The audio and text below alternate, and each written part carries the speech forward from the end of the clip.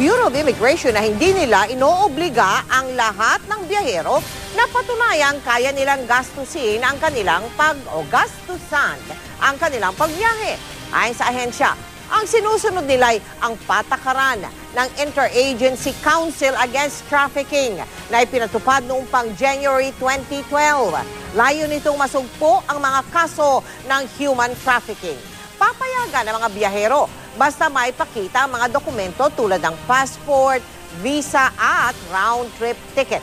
Pero muling susuriin ng immigration ang mga pupunta sa mga bansang may mataas na insidente ng human trafficking, tulad daw sa Middle East, pati na yung mga magtuturista sa ibang bansa na wala namang matatag na kabuhayan sa Pilipinas dahil baka raw maghanap ng trabaho sa ibang bansa.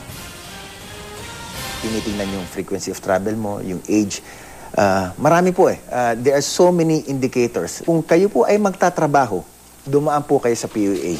Kung kayo po ay magiging turista, dapat bigyan niyo po kami ng sapat na proof na kayo po ay may kakayahan bilang maging isang turista.